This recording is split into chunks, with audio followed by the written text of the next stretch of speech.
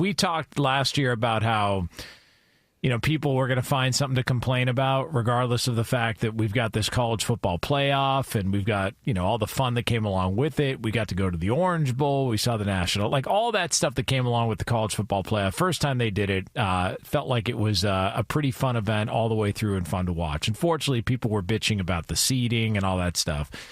Apparently, we're getting close to a resolution here. This, according to CBS Sports, college football's playoffs powers brokers are nearing a consensus to change the seeding process. So they are going to eliminate first-round buys for conference champions.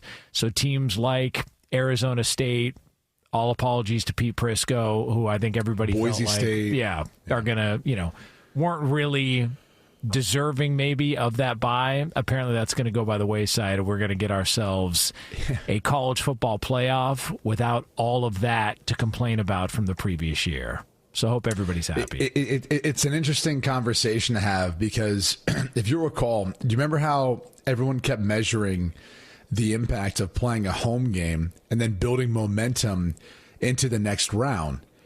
And people started saying, well, it's unfair that a team gets a bye and they have this long lull or this long layover in their season.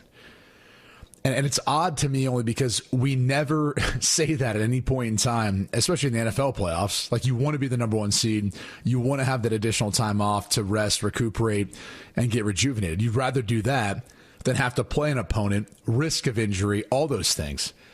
And so they use an example. Well, look at Ohio State. They had to beat Tennessee at home. It's like, well, Tennessee's a damn good football team. They didn't show out that day. Ohio State jumped on them early. That was, and an end of the story. Same thing with Oregon.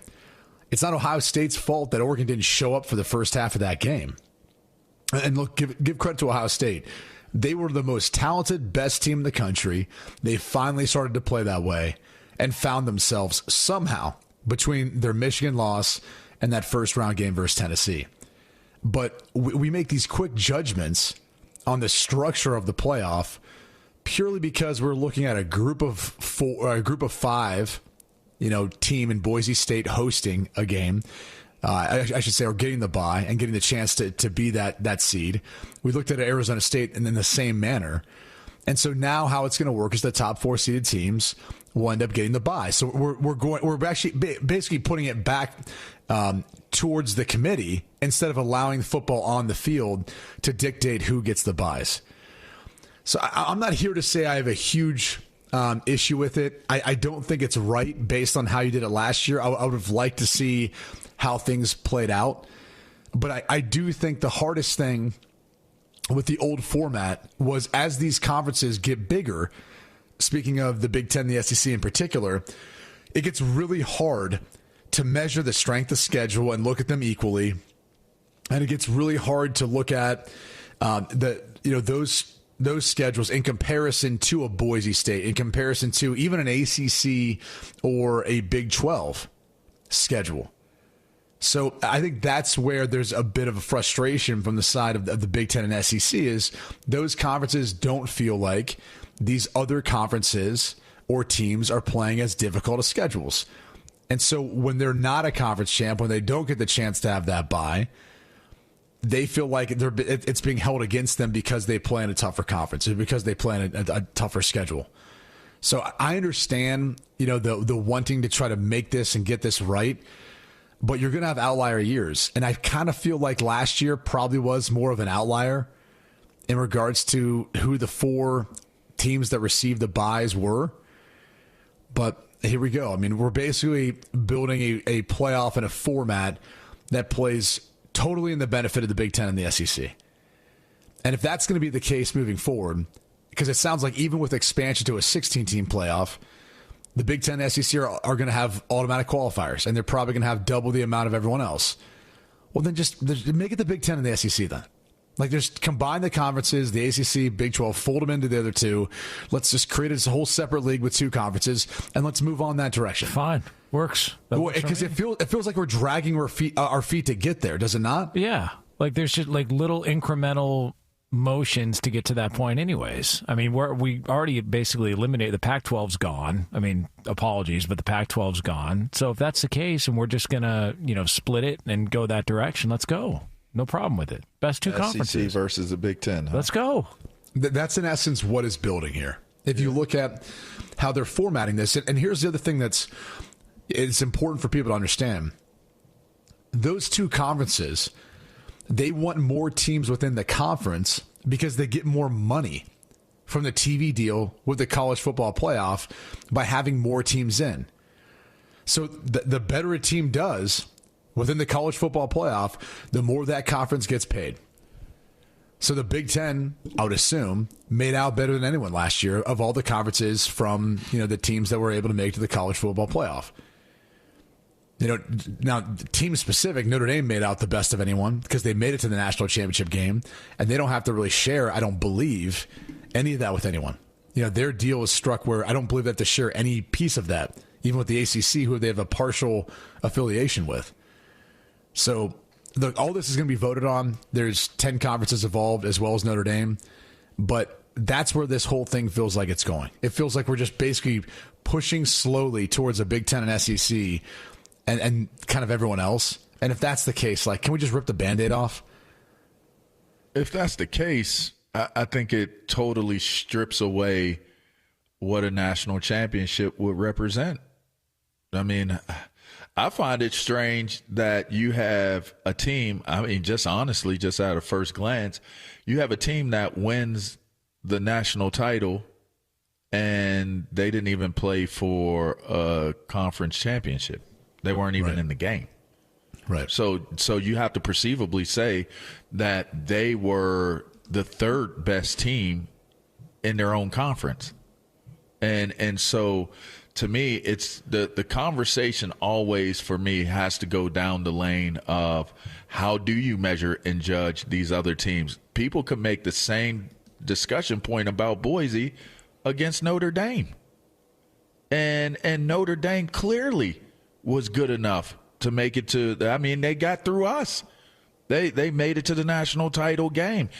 If we're just basing it off of, okay, you're not in the Big Ten or you're not in the SEC, they get that loss that they got early on in the season, now you write them off?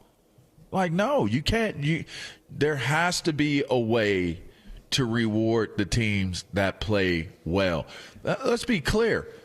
Arizona State almost won that game against Texas. Yeah. Right. These teams I watched the way Boise played against us. I was there at the game. It was a competitive game. And by the way, they traveled. There was more Boise State people at that game than there were Penn State people. Yeah. That's so we're making it, if we're making it about who's going to attend and what's going to draw the more money and different things like that, I think you're doing a disservice to college football, because there is going to be a team that is deserving of that, the way that they played. And listen, I know that goes away from saying, okay, no, they deserve to be there. They just don't deserve to have a bye week. I get all of that. But if they've played well enough where they've done what they needed to do and they won their conference, there's got to be a way to figure out how they're rewarded, and not rewarded as a qualifier. The qualifying idea of it is that, oh, well, you were good enough to win a weak conference, so we're going to put you in the playoff, but you're going to have the toughest road to hoe because you're not playing in a bigger conference. I think that's whack, man. I really do. I think you're putting them in a position. It's almost like, because you don't play in the 10 or you don't play in the SEC, we don't respect you the same way. We don't respect how you got here. So even though you played well, even though you might be undefeated during the course of the year, we're not going to reward you with what would come with if a Big Ten team did the same exact thing you did, or a SEC team does the same exact thing you did.